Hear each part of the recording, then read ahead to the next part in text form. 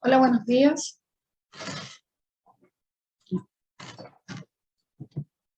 ¿Cómo están? Hola, Daniel. Hola, Marcela.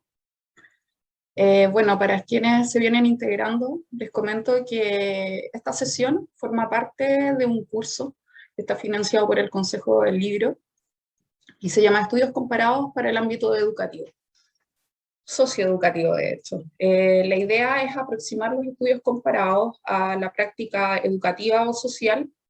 Y dentro de estos cursos iniciamos con una breve introducción. En la segunda clase hicimos unos estudios de caso. Y en la tercera sesión, finalmente analizamos los proyectos de los estudiantes o de los participantes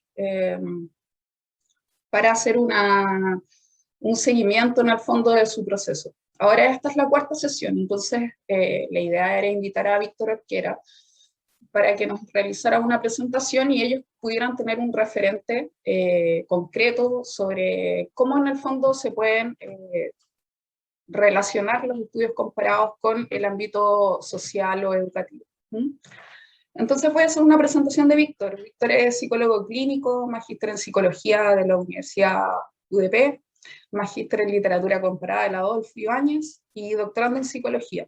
Sus intereses en investigación son las relaciones e influencias entre la psicología, el psicoanálisis y la literatura, especialmente en temáticas sobre la representación del malestar, la memoria y del cuerpo en la literatura. Víctor.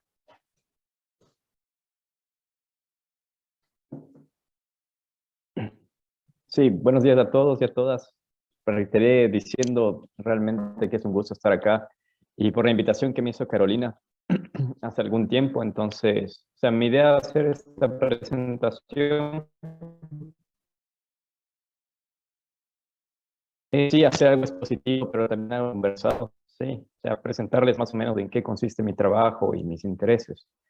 Entonces, sin más preámbulo que eso, voy a compartir la pantalla. Me avisan, por favor, si se ve bien.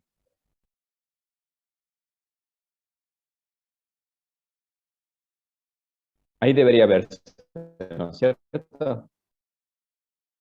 Sí, está listo.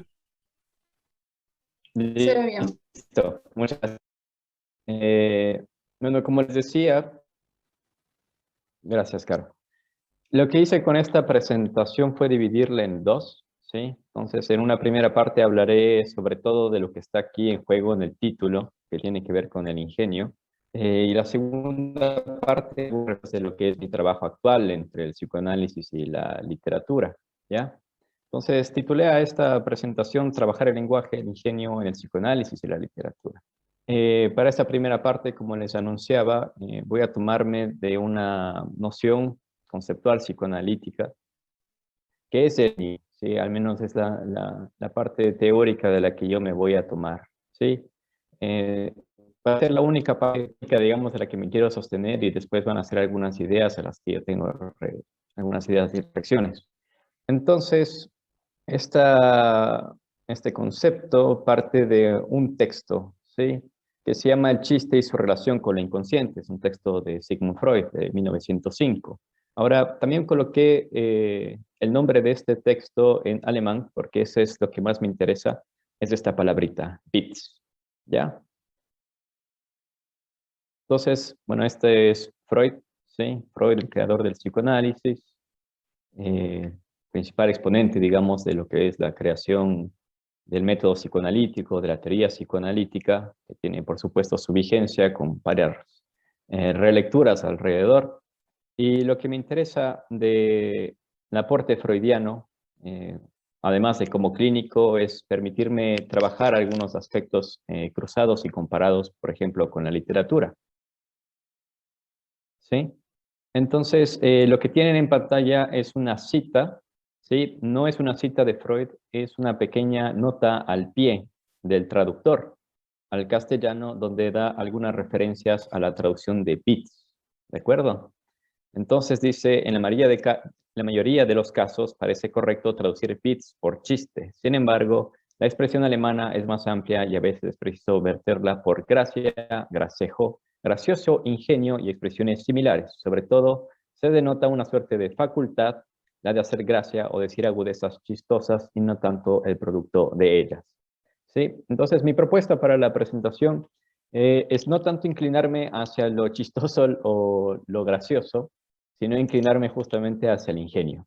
¿De acuerdo? Entonces por eso subrayé estas palabritas. Una es el ingenio, que tiene que ver con el bits, y otra tiene que ver con la facultad de decir agudezas. Esa es otra traducción posible para bits. El contexto de este texto, también Freud trabaja distintas referencias de cómo trabajar un chiste. Y una de las más interesantes, por ejemplo, si les interesa explorar, es la relación que hace entre el chiste y el sueño. Ambas como formaciones del inconsciente, por ejemplo. Entonces, lo que intento transmitirles con esto es que estos fenómenos cotidianos, como pueden ser el soñar, o el decir una broma, o el contar un chiste, tienen, por supuesto, su cuota de ingenio y pueden ser trabajados.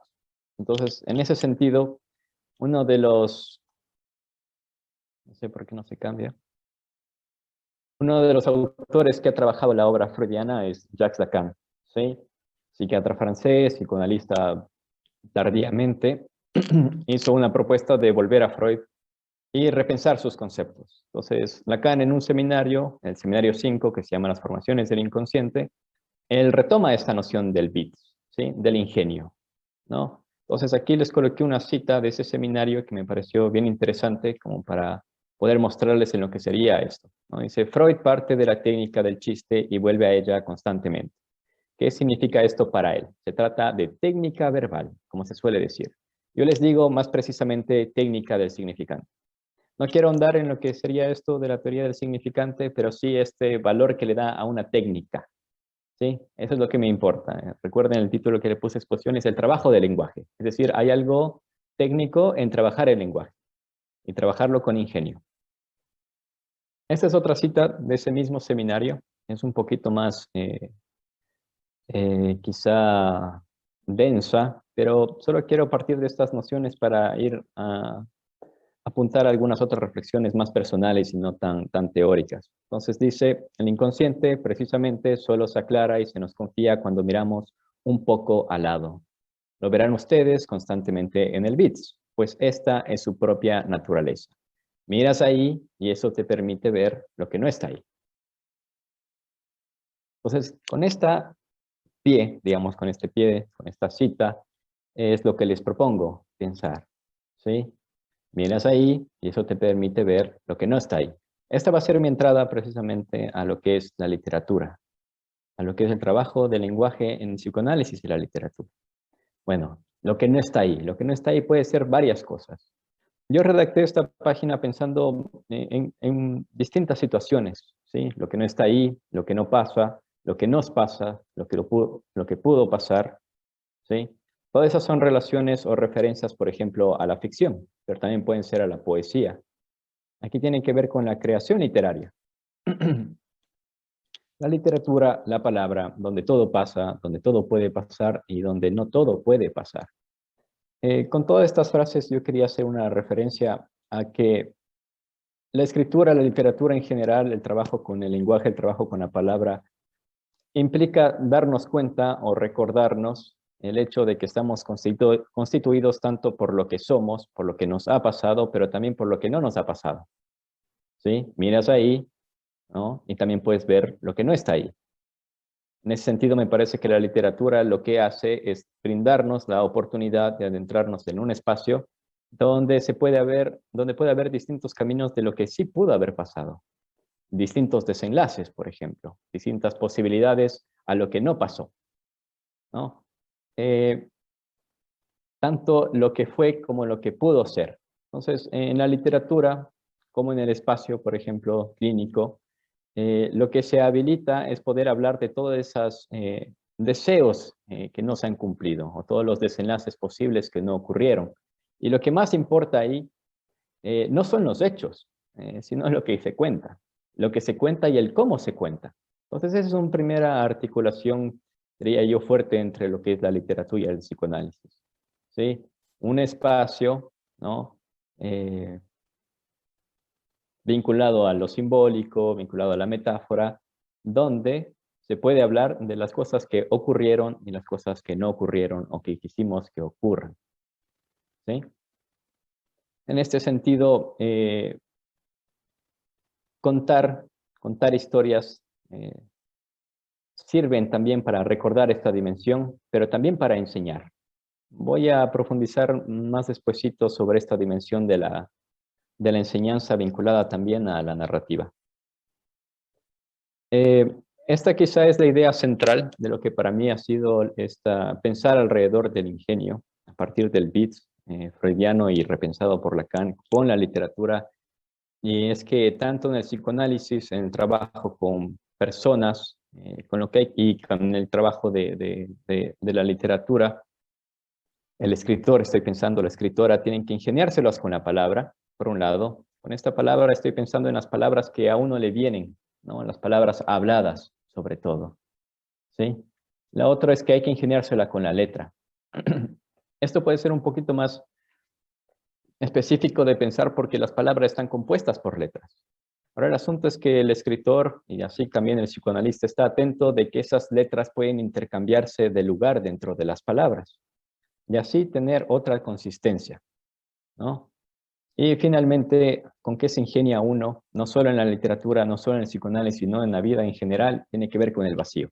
Entonces el vacío lo pienso desde distintas ramificaciones. El psicoanálisis en sí mismo es una teoría de lo negativo, es decir, el psicoanálisis trabaja siempre con aquello que falta, por ejemplo, ¿no? Pero también la literatura trabaja con aquello que falta en distintas dimensiones.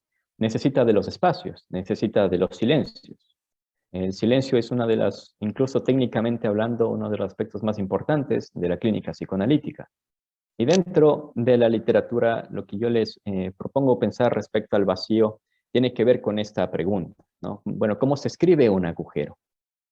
Con la noción de agujero me refiero a, por ejemplo, lo que no está ahí, como les había mencionado anteriormente, y eso puede ser distintas cosas. Lo que no está ahí, por ejemplo, en el campo histórico. Lo que no está ahí en el campo histórico personal. Es decir, las cosas que no pasaron y porque no pasaron tengo que escribirlas o tengo que decirlas. O las cosas que sí pasaron, pero como pasaron, ¿ah? Necesito de hecho que cobren otra materialidad. Otra cosa que podemos pensar con el agujero son justamente los agujeros de la memoria personal y de la memoria colectiva, ¿sí? Y con eso, al propósito del ingeniarse con el agujero, de ingeniarse con las palabras, de ingeniarse con la letra, ingeniarse con el vacío, voy a la segunda parte de mi exposición,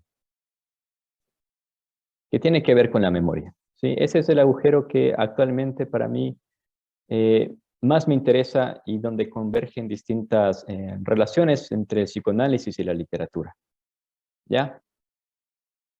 Tengo un par de citas más para que puedan ver cómo otros autores también trabajan las comparaciones. Esta es una cita de Julia Kristeva en una entrevista que dio al Clarín, que dice así, ¿no? El psicoanálisis y la literatura son la misma cosa, ¿no? Salvo que una publica y la otra guarda su descubrimiento para vivir mejor. Pero es la misma dinámica psíquica, que consiste en barrer todo lo que es palabras cansadas y modos de vida aburridos. Contar un nuevo aliento, cambiar el modo de hablarse a sí mismo y de nombrar las cosas y ligarse a los otros. Esta me parece una referencia al psicoanálisis y la lectura bastante lúcida, porque tiene que ver justamente con dar otro tipo de lectura, de aliento, de novedad a las palabras. ¿Cuántas veces se ha gastado una palabra para nosotros cuando ya no cobra sentido? ¿No? ¿O cuántas veces una palabra se ha cargado de tanto sentido que ya no sirve para utilizarla en otros contextos? Entonces, literatura y psicoanálisis sirve para eso, ¿sí? Funcionan en esa articulación para poder encontrar nuevas formas de hablarse a uno mismo y también a los otros. Una forma nueva de vincularse en general al lenguaje para trabajar. Esta es otra cita que está en el prólogo que hace Juan José Millás a los relatos clínicos de Sigmund Freud. Y dice así, dice, la literatura como el psicoanálisis constituye con frecuencia un viaje desde la superficie de la realidad, donde todo posee un carácter fragmentario, una zona visal, en busca de las conexiones ocultas que permiten una lectura significativa del caos, o viceversa. Cabe preguntarse si el objeto de la literatura y el psicoanálisis no será el mismo. El objeto de estudio del psicoanálisis es la inconsciente, ¿sí? Pero quisiera llevarlo a otro punto de convergencia con la literatura, y eso tiene que ver con la siguiente idea que les planteo. ¿Sí? Para mí, el material de trabajo de un psicoanalista, de un escritor, de una escritora, de un lector o de una lectora, es un texto. ¿Sí? Y en la medida que esto es un texto, se puede prestar al desciframiento y a la lectura. El psicoanalista y el escritor, la psicoanalista o la escritora, trabajan un texto, lo crean. Y también la psicoanalista, por ejemplo, un psicoanalista lo crea con su paciente. Un paciente llega y trae un texto. Nunca trae los hechos, como en la literatura. No se trata necesariamente de los hechos, sino de cómo se los narran. ¿Mm? Nunca son las personas en sí mismos, sino toda la recreación y la figuración que tiene un personaje, una trama, unas relaciones entre personajes, lo que se está contando. Y es a través de este trabajo sobre el texto, el trabajo del lenguaje del texto, de este desciframiento o ciframiento, que se incide a través de la vida. Entonces, en el campo del psicoanálisis, uno incide en la vida de una persona en la medida que trabaja el lenguaje de esa persona en particular, de cómo habla, de lo que dice y no escucha, o de lo que dice y no puede escuchar. Entonces ahí hay un trabajo de textual, gramatical, de decir, bueno, ¿qué ocurre acá? ¿Qué está diciendo? Y lo mismo con la literatura, ¿no? No estamos tomando en sí mismo las cosas, sino estamos dándole a esas cosas que sucedieron o no sucedieron otro tipo de material. Y ese material, la más de las veces, son palabras, ¿sí? Ahora el asunto es que hay textos que son más legibles que otros. Hay textos que son menos legibles. Entonces, en ese sentido, bueno, ¿qué opera como texto para la literatura? ¿Qué puede operar como texto para el psicoanálisis? Y para responder esa pregunta, lo que les traje son dos obras con las que he trabajado y todavía sigo trabajando. Esta es una fotografía que aparece en una obra de Nona Fernández que se llama Chilean Electric. Y lo que les propongo es pensar justamente, ingeniosamente, vean el ingenio que tiene la autora, ¿no? De tomar una fotografía como texto, una imagen como texto, ¿no? Entonces aquí tenemos a la pequeña Nona Fernández encima de un caballo sacándose una foto, ¿no? Esto está en el libro mismo. Entonces uno lo ve y dice, bueno, ¿esto pasó o no pasó? Es una pregunta frecuente que lleva a la obra, ¿sí? Nona Fernández, una escritora chilena muy importante, ha dedicado su obra al trabajo de la memoria. Libros fundamentales de ella son, bueno, para mí, Chilean Electric, Mapocho, Space Invaders, por ejemplo, fue en salida. Y más recientemente sacó un libro que se llama Preguntas Frecuentes, que les recomiendo mucho porque, a mi parecer, uno de los mejores libros que se ha escrito hasta ahora sobre pandemia. Y está vinculado, por supuesto, al ámbito chileno, ¿no? Entonces, conserven un poco la imagen, porque vean lo que hace la autora al respecto de esta imagen, ¿no? Es un texto. Esa es la portada del libro, y esa es la cita que he tomado, ¿sí? Y dice así, ¿no? La historia está en esta cita, ¿sí? Luego puedo precisarla, no voy a profundizar tanto. Para mí solo la idea es de transmitirles cómo un texto puede ampliarse con una lectura específica, con una lectura cruzada, cuando hay dos disciplinas que se cruzan o más. Entonces dice, me pregunto por qué mi abuela quiso contarme como un recuerdo un hecho en el que no participó, ¿no? Ahí está, recuerdo, hecho, contar. Sé también, como ella, que los límites entre la realidad y la ficción son débiles y que se esconden bajo la piel sintética de un caballo de palo. Pero en el juego no logro ver la luz del flash del fotógrafo. No entiendo cuál es el punto al que debo mirar en esta escena inventada por ella para mí. Las historias de los abuelos iluminan el pasado y nuestra mirada las proyecta al presente y al futuro. Entonces ahí está como una imagen se hace texto y se incluye para poder ser ampliada y llevar a otro tipo de reflexiones. La historia de esta novela tiene que ver con cómo llegó la luz a Chile, ¿sí? Pero como se pueden dar cuenta, hay un hecho, ¿no? Que realmente nunca sucedió, pero que de todas formas tiene un gran impacto en la vida del personaje, y de Nona Fernández, por supuesto. ¿Esto pasó o no pasó? ¿Es realidad o ficción? Como que esos límites, esa frontera entre lo que pasa, lo que es verdad o lo que es mentira, se difumina en el campo del trabajo del lenguaje, tanto en el psicoanálisis como en la literatura. Aquí lo que importa es los efectos de ese recuerdo que se planta, que se implanta, que se imprime. Entonces, la piel de ese caballo deja los márgenes de la fotografía y se transforma en otro material, material de palabras. Esta es una foto de Nona Fernández. Sí, no quería dejarla fuera. De hecho, cumplió años hace 2 días, me parece. Lo que les puse en esta diapositiva es la regla fundamental del psicoanálisis. Es esta de aquí arriba, ¿no? Diga todo lo que se le pase por la cabeza. La regla fundamental es una parte técnica del psicoanálisis. Por supuesto, es mucho más amplia, ¿no? Diga todo lo que se le pasa por la cabeza, aunque parezca que no tiene relación o porque parezca que no tiene relevancia. Pero me quedé pensando en esta regla fundamental y la quise desglosar y tratar de pensarla junto a la literatura y sobre todo con la escritura. Entonces, esto es lo que se me vino, ¿no? Diga todo lo que se le pase por la cabeza. Ya. Bueno, escribir para mí es recortar el todo de esta frase. ¿Ah? Pero si nos ponemos ingeniosos, sí, con el ingenio podemos hacer que las letras cambien de lugar, que unas caigan, que otras vengan. Bueno, recortar me hacía recordar la palabra recordar, ¿no? Escribir es recordar ese todo. Pero no es posible recordar todo, ¿no? Entonces, finalmente, escribir es recordar. Y esta es la relación que intento establecer con los textos que estoy trabajando actualmente, donde lo que más me seduce, lo que más me atrae, es el ingenio que tiene cada uno de estos autores para recordar. Y con eso paso a otro autor, que es Alejandro Zambra, otro autor muy importante con novelas que tienen que ver con la memoria. La memoria también es ingenio. La memoria es crear cosas.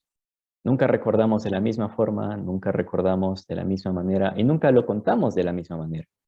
Desgastamos los recuerdos, desgastamos la memoria, pero siempre o usualmente con el aspecto creativo de darle un nuevo aliento a ese recuerdo. Entonces voy a trabajar sobre todo en este momento muy brevemente lo que es este texto de Alejandro Zambra de Formas de volver a casa. Aquí está la cita, una cita preciosa que encontré respecto de la escritura y la memoria. Entonces dice, Claudia tenía 12 años y yo 9, por lo que nuestra amistad era imposible. Pero fuimos amigos o algo así. Conversábamos mucho. A veces pienso que escribo este libro solamente para recordar esas conversaciones. Entonces me quedé pensando bastante en esta frase que escribe Zambra a propósito de la escritura y la memoria. ¿Dónde se deja registro de las conversaciones que tuvimos? ¿Dónde quedan todos aquellos recuerdos de nuestra infancia? ¿A dónde se van? ¿A dónde se van todas las relaciones que hemos tenido, todos los sueños que hemos tenido? Los proyectos, las ilusiones. Los proyectos no solo personales, sino los proyectos de un país. Esta obra, de Formas de volver a casa, no solo se trata, por ejemplo, de un personaje que intenta recordar a las conversaciones con esta amiga. Se trata sobre la escritura y se trata sobre una generación que estuvo viviendo en tiempos de dictadura, por ejemplo. Entonces la memoria personal también se pasa a ser memoria colectiva, como si los recuerdos de cada uno pudiesen, como un texto, incidir en la vida de otros. Eso es lo que me interesa de esta literatura, que a través de un texto se puede incidir en una vida o en las vidas de una comunidad, en la vida personal. Me estoy tomando bastante del título, Formas de volver a casa, porque me pareció una manera de nombrar algo que se puede prestar a distintos juegos de palabras, ¿no? Entonces, formas de volver a casa, sí, pero también hay formas de revolver el lenguaje, por ejemplo. Entonces, formas de volver a casa también significa formas de recordar o de recordarse, de escribir o de escribirse, de hablar o de hablarse, de ingeniar o de ingeniarse, o de sanar y de sanarse. Esta es la dimensión menos trabajada que tengo actualmente, pero de todas formas les hago un esbozo que en el trabajo cruzado, en el trabajo comparado, en el trabajo anfibio, que puede ser cruzar disciplinas como la del psicoanálisis y la literatura, hay un carácter regenerativo que me interesa encontrar, ¿sí? Este carácter regenerativo tiene que ver tanto con la palabra que se habla en el psicoanálisis, Pero sobre todo, y esta es la pregunta que tengo, es ¿cuál sería aquel carácter regenerativo de la literatura? El específico de esta, si es que es específico. ¿Qué hay en el trabajo de la literatura que permite que alguien, por ejemplo, se sintiese mejor, si es que acaso es sanar, o pudiese encontrar aquellas palabras que no pudo decir nunca, o los personajes con los que, o encontrarse con personajes que le iluminan o le permiten pensar nuevas cosas, nuevas relaciones, historias que no se atrevió nunca a imaginarse y que otros le pueden contar. Entonces, lo que me parece fundamental en esta articulación de psicoanálisis y literatura está en el modo de cómo otros nos pueden contar cosas, porque ahí sucede algo, ¿no? Algo que se escapa a veces a poder definirlo. De aquí hago lo que había anunciado inicialmente, el cruce también con lo pedagógico y con la educación. Porque enseñar también tiene que ver con cómo contamos las cosas a los otros, ¿sí? Cómo se las transmitimos. Tiene que ver con un carácter narrativo. Es decir, cómo yo transmito, ¿no?, en este corto tiempo ideas, mi trabajo, mis reflexiones o las articulaciones que se me ocurren al respecto, ¿no? Cómo cuando alguien está dando clase puede transmitir recuerdos o teoría, ¿no? Tiene que ver con eso, a mi parecer. Hay que encontrar la forma de enseñar, y encontrar la forma de enseñar es encontrar una forma específica de narrar. Porque una cosa es que nuestro objetivo al narrar fuese contar una historia y permitir que otros asistan a esa historia, y otra cosa es narrar algo para que eso se imprima, para que eso permanezca y sea aprendizaje. ¿Mm? Para cerrar mi presentación, les tengo aquí, bueno, este es Alejandro Zambra. Zambra es uno de los escritores chilenos más famosos y reconocidos. Su último libro es Poeta Chileno, pero tiene bastantes más, como Bonsai, la vida, creo que la vida privada de los árboles. Facsímil, que también es muy, muy ingenioso. Si quieren un ejemplo de lo que es el ingenio en literatura, les recomiendo mucho Facsímil. Y bueno, esta cita, que también es de Formas de volver a casa, dice lo siguiente, ¿sí? Dice: leer es cubrirse la cara, pensé, leer es cubrirse la cara, y escribir es mostrarla. Ahora, este mostrarla, a mi parecer, tiene que ver con esta forma en cómo se cuentan las cosas. ¿Cómo lo muestro? ¿Qué se muestra? ¿Y qué se oculta? ¿No? Y con eso podemos regresar un poco a lo que había presentado previamente con la cita de Lacan, ¿no? Mira ahí, y se puede aparecer también lo que no está ahí. Y ahora, ya dando final a mi presentación, les agradezco mucho su atención y francamente lo que más me interesa es conversar con ustedes. Si tienen preguntas, comentarios, dudas, encantado de hablarlo.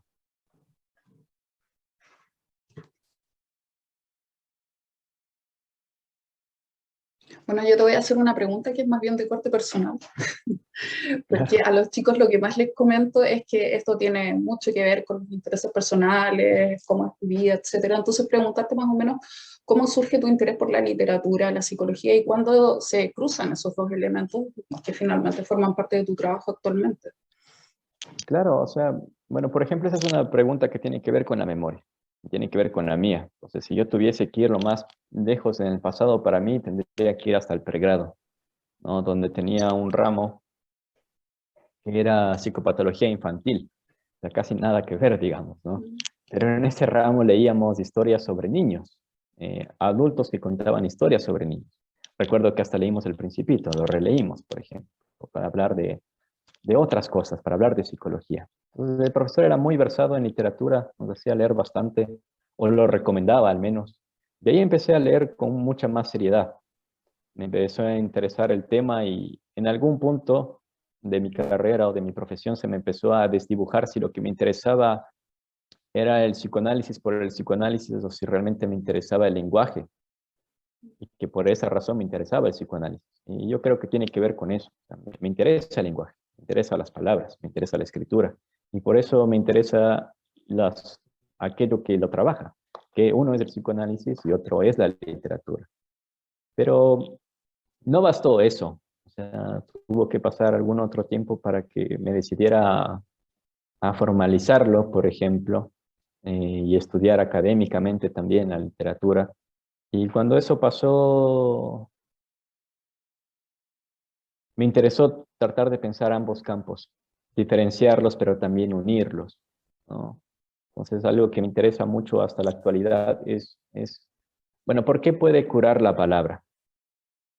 Esa es una pregunta muy psicoanalítica, ¿no? Pero también me parece que es una pregunta que se hace en la literatura. O sea, ¿cómo narro cosas imposibles? ¿Cómo narro cosas dolorosas? ¿Cómo narro lo que no ha pasado? ¿No? Y hago esa pregunta porque nosotros hablamos a diario. Pero ¿por qué especificidad tendría la palabra dentro de un contexto psicoanalítico? ¿O qué especificidad podría tener la palabra dentro de la literatura? Como para que eso llegue y tenga consecuencias. Como que esa es mi pregunta fundamental actualmente. Eh, es bastante grande y es bastante imposible de responder, a mi parecer, ¿no? Pero creo que por eso también me gustan ambas disciplinas, porque se hacen las preguntas más difíciles, o para mí difíciles, o las preguntas con las que yo me siento identificado, ¿no? O sea, creo que hay una opinión de los de los escritores que leo que es, bueno, la literatura sirve para hacerse preguntas, ¿no? La literatura sirve para hacerse preguntas y asistimos a esas preguntas para ver qué podría ocurrir. Gracias, Víctor. Andrea, ¿cómo estás? Hola, muy buenos días. Hola, Buenos Carolina. días. Hola, Víctor. Hola, Andrea, Felicitaciones ¿cómo por la está? presentación. Muchas Disculpen la gracias. aparición repentina, pero estaba primero con mi hija pegada al lado, que ahora entró un Zoom, así que me pude deshacer de ella. Víctor, yo te tengo algunas preguntas o comentarios como para seguir pensando esto, que digamos yo también estoy como metida en ese mismo cruce, por lo tanto me interesa sobre todo seguir conversando. Una pregunta es, ¿cómo tú has pensado la diferencia entre la palabra hablada versus la palabra escrita? ¿No? Digamos, si uno pone psicoanálisis o la práctica psicoanalítica al lado de la literatura, una diferencia clave es que cuando estamos frente a la literatura estamos frente a un texto editado. Ujú. Y el tema de la edición, ¿no? Justamente con esa premisa que tú pusiste, habla todo lo que se te pasa por la cabeza, es justamente evitar la edición, ¿no? Entonces, eso es una pregunta que me interesa como para pensarla, no es que yo tenga una respuesta. Después, otra pregunta que me surgió es un poco a partir de lo último que planteabas, es decir, esta pregunta por la cura, por la palabra, por la literatura, o el potencial como curativo que puede tener la literatura. ¿Cómo tú has pensado las posiciones de el analista, el analizante, el escritor y el lector, ¿no? Es decir, la cura es para el analizante, la cura sería para el escritor, cómo esa cura de quien habla, de quien escribe, puede ser traspasada a quien lee, ¿no? Es decir, estas posiciones, digamos, de lectura y escritura. Y una última pregunta que también es básicamente cosas que le estoy dando vuelta yo también, entonces es más bien un llamado a que sigamos pensando cosas juntos, ¿no? Ujú. Y que tiene que ver también, yo creo que en el tema de la memoria, que es el estatuto de la verdad, ¿no? Cómo pensar el estatuto de la verdad en sí, porque ahí sí yo creo que hay cruces fundamentales entre literatura y psicoanálisis que se plantean una verdad alternativa de alguna forma, o la posibilidad de pensar la verdad de este otro costado que no tenga que ver con una verdad verificable, con una verdad que tenga que ver con los datos o con los hechos, o no solamente. Gracias. No, gracias a usted, Andrea. Preguntas súper buenas. Muchas gracias. Sobre esto de la edición, justamente, ¿no? Y la regla fundamental del psicoanálisis, sí, esa es una diferencia clave, ¿no? Porque eso no, es todo lo contrario en el trabajo de escritura hasta donde yo lo he experimentado, donde yo he podido escuchar a escritores hablar de su trabajo y su proceso, ¿no? No, escribir tiene que ver con recortar, tiene que ver con podar, tiene que ver con seleccionar, ¿no? Mientras que en un trabajo analítico, no, o sea, uno va y no se censura, digamos, en eso. Justamente no hay un trabajo de edición que es el trabajo de censura.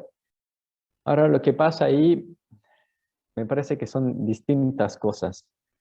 porque al final, quizá, no sé, estoy pensándolo, de todas formas eso tiene consecuencias al nivel de cómo uno empieza a hablar, ¿no? Porque si bien uno está hablando, lo que hace el analista es justamente hacer un recorte, ¿no? Decir, a ver, espérese en eso que dijo. Porque no todo lo que decimos, digamos, aunque Freud lo decía, todo lo que se dice es importante, ¿no? Como que esta es una parte técnica, pero no es así, no necesariamente.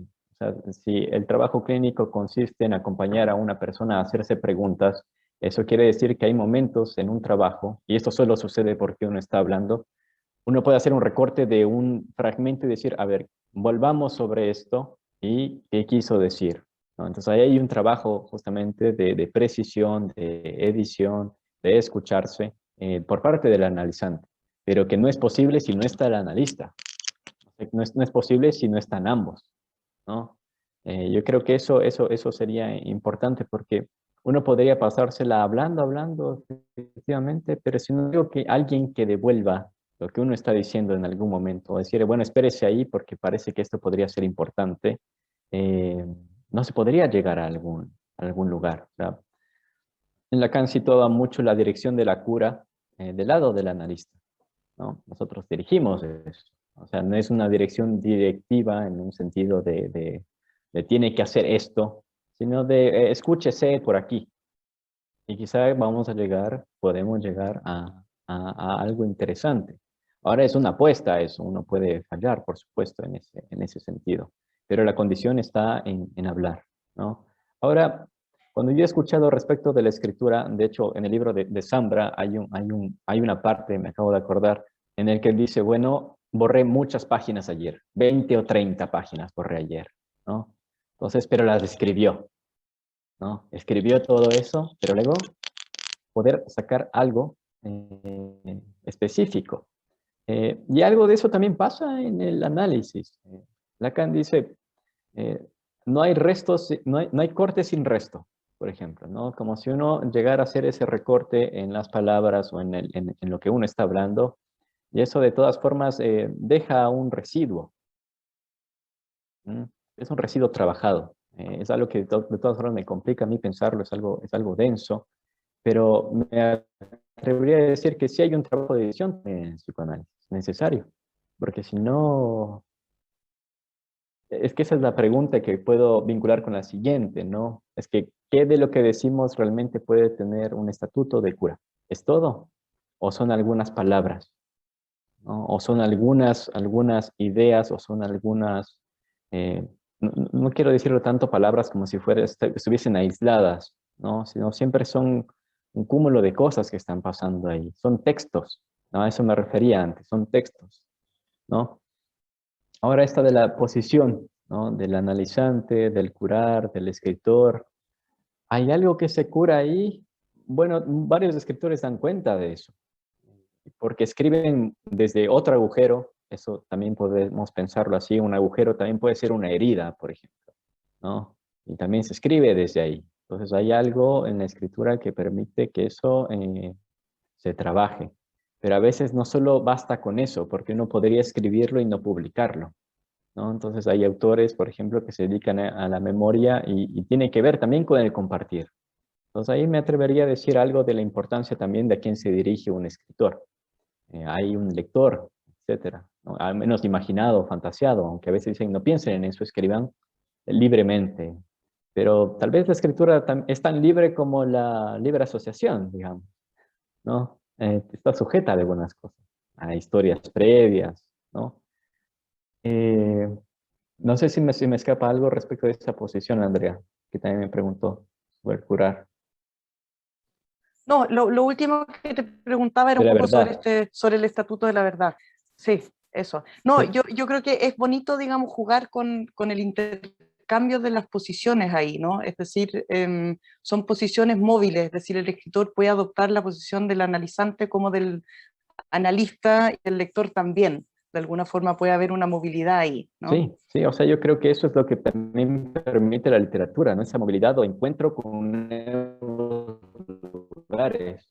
Ah, no lo he visto desde acá, porque cuando uno es lector, justamente a lo que asiste son nuevas posiciones de lectura o de lectura o de presencia o de testigo de que nunca le van a pasar o que nunca le han pasado. Entonces sí, estaría muy de acuerdo con esa movilidad que permite el trabajo con la literatura. Y ahora sobre el Estatuto de la Verdad, también es una verdad alternativa, no es una verdad acabada, no es una verdad que se termina de decir, pero es una verdad que se intenta decir, ¿no? Pero siempre fracasa, digamos, ¿no?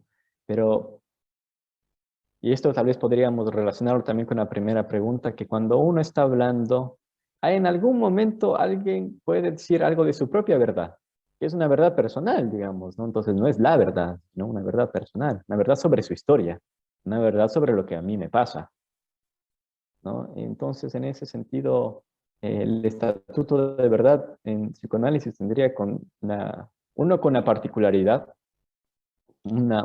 por un lado, pero tal vez con el otro también aquello que no puede ser completado en el lenguaje mismo.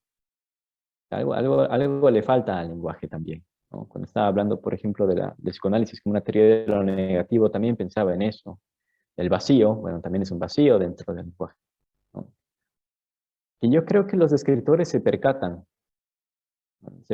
de eso y saben que no se puede llenarlo, pero que saben que el proceso de intentarlo, aunque sea fracasado, da como resultado, no sé, una experiencia estética o una experiencia distinta en la escritura misma. Eso podría decir sobre ese estatuto de la verdad. No es monolítica, no está terminada. Gracias, Muchas Víctor. gracias, Víctor. Gracias, André. Me habían hecho una pregunta en el chat. Sí, Diana dice, Víctor, me parece muy lindo tu trabajo. Esta conexión entre psicoanálisis y literatura me parece bien importante porque abre un campo de trabajo con la ficción, con las ficciones de cada uno. Uno de los tantos temas que pueden trabajarse entre ambas.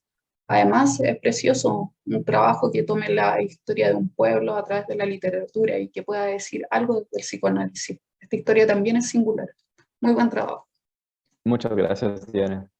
Sí, yo estoy de acuerdo con eso, por eso me gusta tanto la Nona Fernández, porque ella misma estaba leyendo unas entrevistas que había dado cuando apenas publicó Chilean Electric.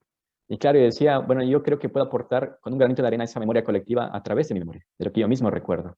Y es verdad, o sea, algo sucede en que una persona comparta tus recuerdos y algo te pasa a ti también, en el ver las fotos, en ver las imágenes, en ver cómo lo cuenta.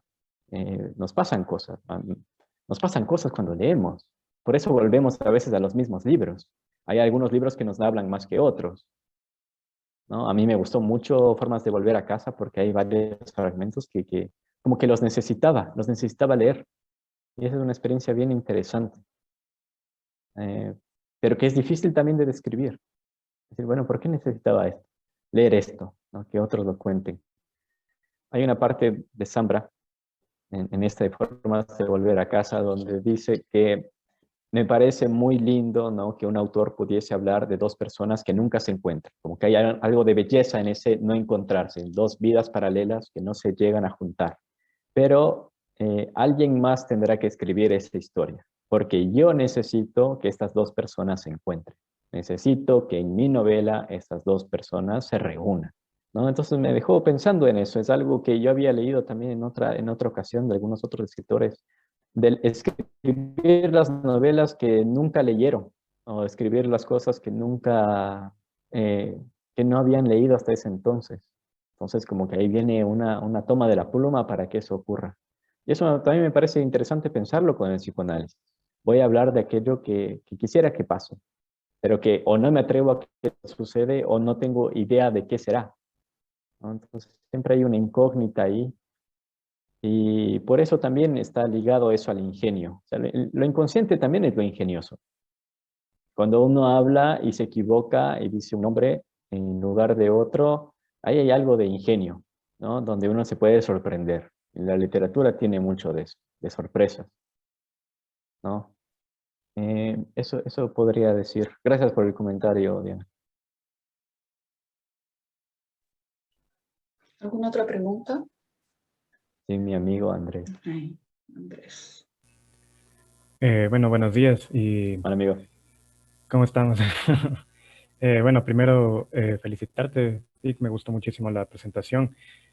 No sabía realmente a qué llegaba, así que decidí conectarme y escuchar y salgo bastante contento. Hay muchas cosas que me resonaron y me quedan justamente muchas preguntas, entonces creo que eso del ingenio se logró transmitir. Y Gracias, qué bueno. justamente me quedé pensando en esto de ingenio, digamos. Etimológicamente, ingenio vendría a ser eso que se engendra desde adentro, desde uno mismo. Vendría a ser una especie de cualidad innata. Y recordaba, justamente creo que la clínica nos aboga eso. De alguna manera a los pacientes les pedimos ser ingeniosos. Hablar, decir lo primero que les ocurra, hablar de sus ocurrencias, asociar, jugar con palabras, con significantes, etcétera.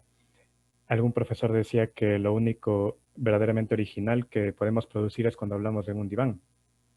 Mm, Entonces me parece que es una invitación justamente al ingenio.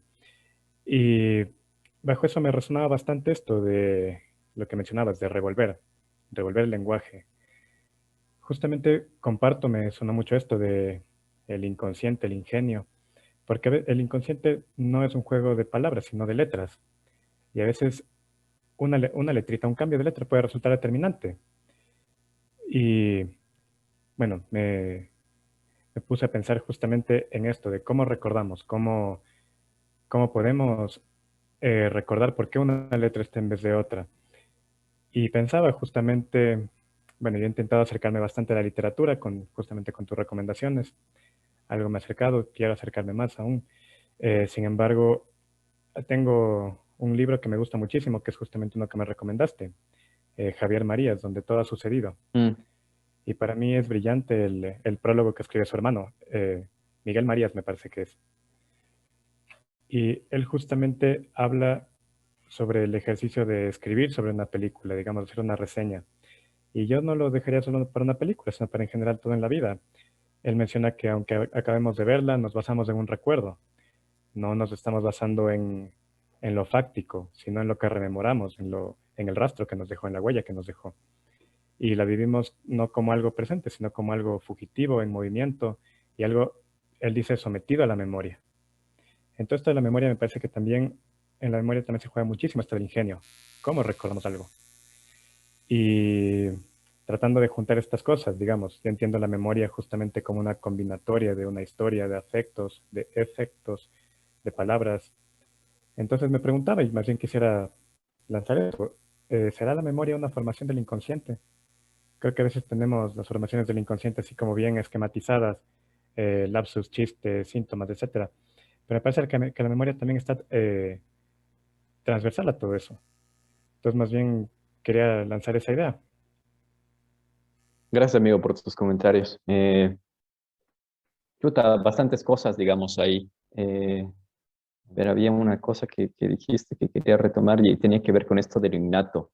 O sea, cuando estaba presentando también el título para la exposición, etcétera, cuando puse la palabra ingenio, también pensé que dentro de la palabra ingenio está la palabra genio, que es algo que usualmente también se pone en relación al arte, que solo los genios pueden hacer poesía, etcétera, ¿no? Entonces, también en ese sentido yo trataba de poner otra cosa dentro de eso, ¿no? Porque si hay un orden simbólico o metafórico dentro del lenguaje mismo, entonces uno tendría proclividad a ser ingenioso con este, ¿no? Los límites y capacidades de cada uno, por supuesto, pero uno podría decir algo particular al respecto. Ahora, eh, sobre esto de la memoria como formación del inconsciente, tendría que darle una vuelta, porque en Freud efectivamente hay una teoría sobre la memoria, ¿no? Pero Lacan es una teoría sobre el lenguaje. Entonces, de eso me parece bien interesante, ¿no? O sea, a dónde se fue, digamos, ¿no? Todo lo que tenía que ver con huellas, ¿no? De toda la teoría freudiana, etcétera. Sé que es un tema muy psicoanalítico, disculpen los demás, pero tiene que ver con,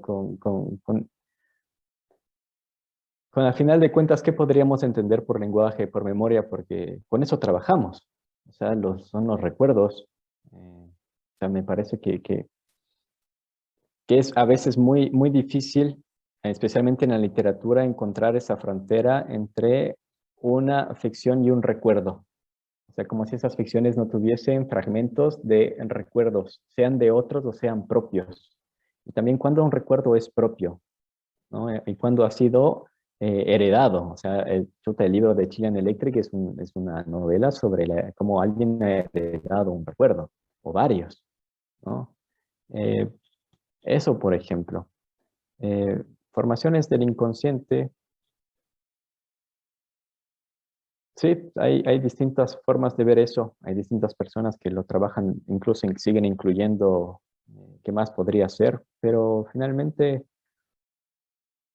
es tomarse en serio el lenguaje.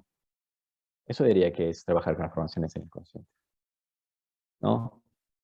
Es decir, que si alguien viene y relata un sueño, eso es muy importante, porque viene con un relato. Ahora, algo que no profundicé mucho en la exposición y que me hiciste acuerdo ahora que estabas diciendo sobre los efectos y los afectos, es que el cuerpo mismo se presenta como texto, ¿no? Y hay cosas legibles e ilegibles de un cuerpo, ¿no? Pues la enfermedad, por ejemplo, los síntomas, eh, y por supuesto otras cosas que nosotros mismos describimos. No sé, estoy pensando en tatuajes, por ejemplo, o las escrituras que no elegimos, de los accidentes, por ejemplo, ¿no? Y eso también deja marca. Entonces, sí, darle un lugar, por supuesto, a todo lo que tiene que ver con el lenguaje y la palabra, pero también todo aquello que a veces por accidente dejan de todas formas inscritas cosas en los cuerpos, ¿no? Y que eso también se vuelve texto a ser leído, a veces no inmediatamente. Recuerdo una conferencia que dio Andrea, que está aquí, y ella hablaba, por ejemplo, entre una de los aspectos que se cruzaban también en psicoanálisis y literatura tenía que ver con el tiempo, ¿no? El tiempo para leer, por ejemplo, porque toma tiempo leer, así también toma tiempo escribir y así también toma tiempo hablar. Y entonces, en ese tiempo que transcurre, un discurso puede tener espesor.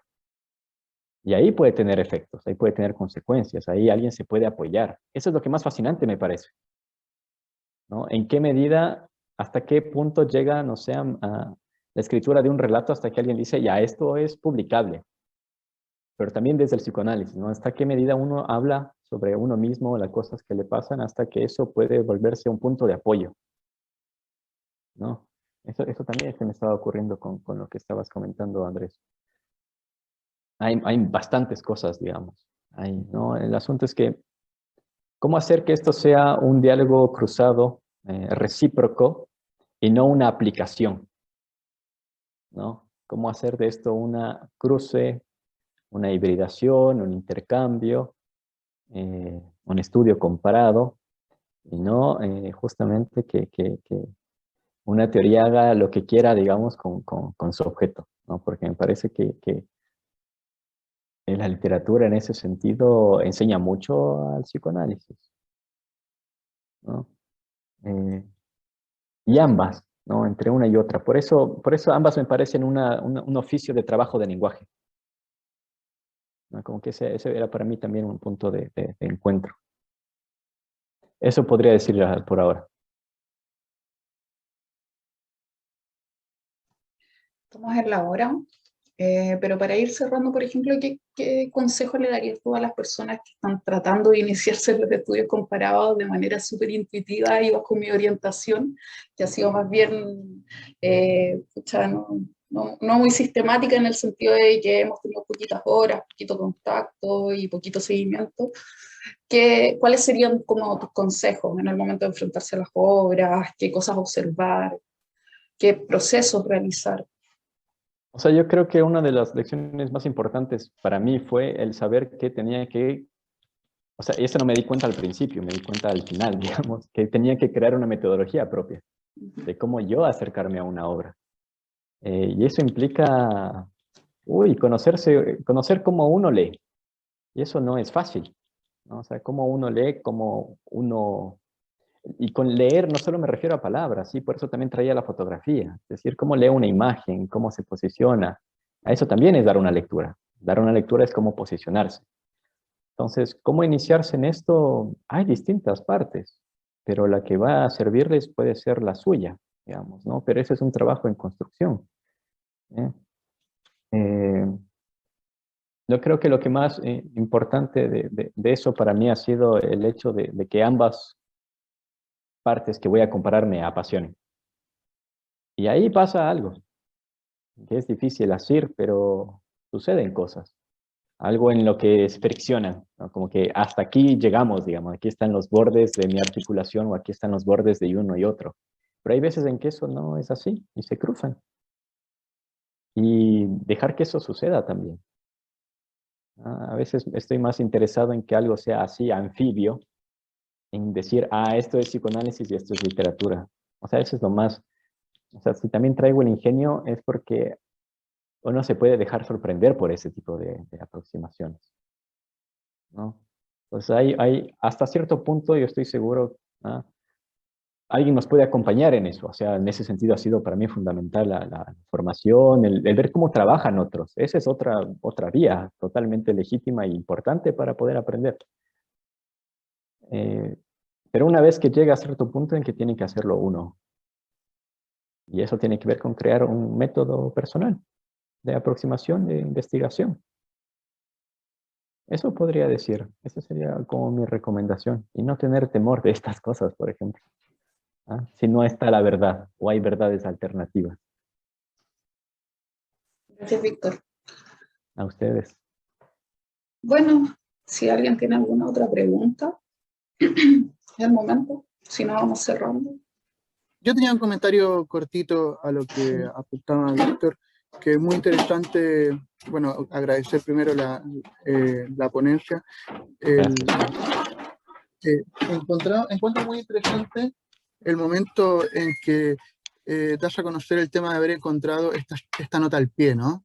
Porque pudiste haberte encontrado con otra traducción que no tuviese esa nota al pie o con otra edición que no toma en cuenta ese elemento, y esto te da todo una forma de estructurar todo lo que viene después. Entonces sería un poco, me parece muy interesante esto de la casualidad o la intención de haber encontrado esa traducción que te ayuda a estructurar, un poco para abrir la caja negra que se habla de las investigaciones para entender qué hay adentro, porque no siempre se deja explícito y se asume como algo evidente, claro, diáfano, y no es así, sino que hay un trabajo también entre tu propio tu propio ingenio y esto que es un paso de la casualidad, de alguna forma. Sí, definitivamente, ¿no? O sea, ¿qué libros nos llegan por azar, digamos? ¿Qué libros nos regalan o nos caen en las manos a veces? Tiene que ver con eso, definitivamente. Hay que dejar jugar el azar también a veces en algunas cosas. Digo a veces es muy difícil eso en el ámbito académico. Eso a veces se lo recorta. Pero si todo fuese, si todo fuese predeterminado, si todo estuviese ahí ya puesto, no se encuentra también con personas y con otras lecturas. No cae nomás. Y puede nutrirse mucho de eso, justamente. Puede encontrarme con otra traducción, puede ir a otra traducción de la obra de Freud, a otra referencia sobre esto, o incluso hablar de otra cosa. Puede haberme quedado con la traducción de agudeza, por ejemplo. Pero no creo que lo hubiese sido tan fructífero como hablar del ingenio, por todas estas otras cosas que mencionaste, ¿no? Gracias por el comentario, Daniel. No, gracias a ti. Bien, si nadie tiene otra pregunta, agradecerles por asistir a la sesión, agradecerte, Víctor, gracias, Andrea, por venir, a todos. Y nada, que tengan un muy buen día. Muchas gracias, Caro, por la invitación y a todos por su asistencia. Sus preguntas han sido muy, muy interesantes. Entonces, que les vaya muy bien. Que estén muy Muchas bien. gracias, Carolina. Que estén todos muy bien. Sandra, esté bien.